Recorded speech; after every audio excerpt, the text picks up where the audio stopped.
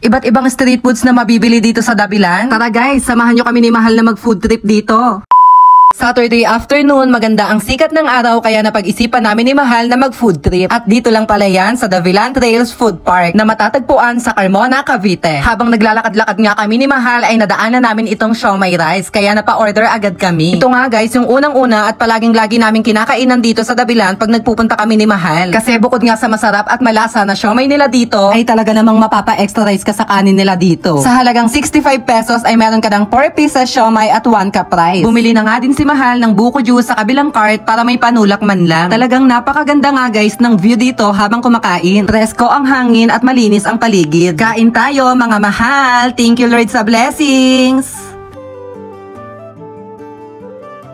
Nung nakaraan pa talaga ako crave na crave dito sa siomai rice nila kaso hindi kami makapunta ni Mahal kasi nga pabugso-bugso yung ulan. Kaya kanina pagkita ko na maganda ang sikat ng araw ay inaya ko agad si Mahal na magpunta dito. Tapos na nga kaming kumain yan ni Mahal kaya ininom ko na yung binili niyang buko juice. Tignan nyo naman yung plato namin guys, wala talagang tira. Simot sarap kaya sulit talagang kumain dito. Nagpapahinga na nga lang kami dito ni Mahal at pinapababa muna yung kinain namin bago kami ulit mag-ikot-ikot. Talagang kamangha-mangha nga ang Lord kasi ginawa niya yung ganito kagandang tanawin at kalikasan. Habang nagpapahinga ay napagkwentuhan namin dyan ni Mahal nung last na punta namin dito na inabutan kami ng ulan. Kaya ngayong maganda ang panahon, sigurado akong masusulit namin ni Mahal yung oras namin para sa isa't isa. Pagkatapos nga pala naming magpahinga ay naglakad-lakad na kami ni Mahal. At sa gitna nga ng aming paglalakad ni Mahal ay nadaanan naman namin itong Thick Ice Sweets. Bibili nga lang kami dito ni Mahal ng isang thick Milo at maghahati na lang kami. Ang sabi ko nga kay Mahal ay siya na yung mamili ng flavor at toppings na ilalagay. Meron nga sila ditong Milo Crunch, marshmallow, nips,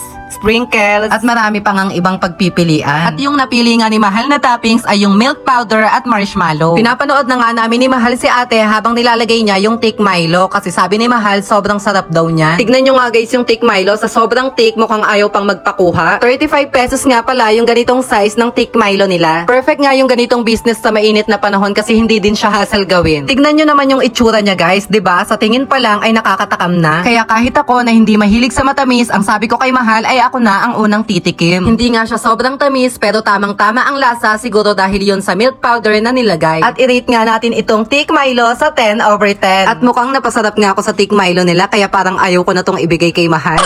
Kaya't bago ko pa ito maubos ay inabot ko na kay Mahal para matikman niya. Ang sarap nga din sanang umupo dyan sa damuhan kaso wala kaming dalang sapin. Kaya ang sabi ko kay Mahal ay sa susunod na punta namin dito magdala na kami. At dahil nga sa sobrang ganda ng tanawin dito ay madami ding nagpupunta at namamasyal kaya ang sarap maglibang-libang. Sabi ko nga kay Mahal na bilis-bilisan niya yung pagkain dahil marami pa akong gustong kainin. Hindi na nga kami nagtagal dito at dito naman kami EFT sa Proven at Chicken Skin. Ay talaga namang pag ito ang tusok-tusok na nasa harapan mo makakatanggi ka ba? Kung ikaw oo, pues kami ni Mahal hindi. Kaya ang sabi ko kay Mahal ay kumuha na ng cup at bumili na ng tusok-tusok. Tig isang Proven at Chicken Skin lang pala yung binili namin dito ni Mahal. Tapos nilagyan na din ni Mahal ng tamis anghang na suka. Grabe, takam na takam pa din ako dito habang nagba-voice record. Tamang food trip na nga kami dyan ni Mahal habang nagpapalipas kami ng oras. Minsan lang naman namin gawin to kasi palagi kaming nakakulong sa bahay. At sa araw-araw na pagtatrabaho namin, siguro naman deserve namin to dahil minsan lang naman. After nga namin magtusok-tusok ni Mahal ay pumunta naman kami dito sa milk teahan. Bibili lang pala kami dyan ng isang cup ng milk tea at maghahati na lang kami ulit. Dark chocolate nga pala yung flavor na bibilhin namin ni Mahal. Marami pa palang nakapila na naunang bumili sa amin kaya naghintay-hintay muna kami. At makalipas nga yung ilang minuto ay tinawag na din yung pangalan ni Mahal para ibigay yung order namin. Nagbayad na nga din dyan si Mahal at umalis na din kami dahil marami pang bumibili. Pagkaalis nga namin sa milk teahan ay naglakad-lakad na kami. Hapon na din pala kaya niyaya ko nang umuwi si Mahal. Pero bago kami umuwi, dumaan muna kami dito sa Boss Tapa. Bibili nga lang kami dito ng buy one take one Tapsi para may pasalubong man lang. Sa halagang 149 pesos ay meron ka ng buy one take one. Kaya umorder na agad kami at prepare na ito ni ate. Pagkakuha nga namin ng order namin ay umalis na din kami agad. Hapon na nga ng mga oras na to pero madami pa ring tao dito sa Dabilan. Galing pa nga sa iba't ibang lugar yung mga nagpupunta at namamasyal dito. At yung iba pa nga ay galing pa sa malalayo at dinadayo talaga ito. Dahil nga yan sa iba-iba at masasarap na street foods at pagkain na binibenta dito sa Dabilan. At sa ganda ng tanawin at kalikasan na makikita dito sa Dabilan.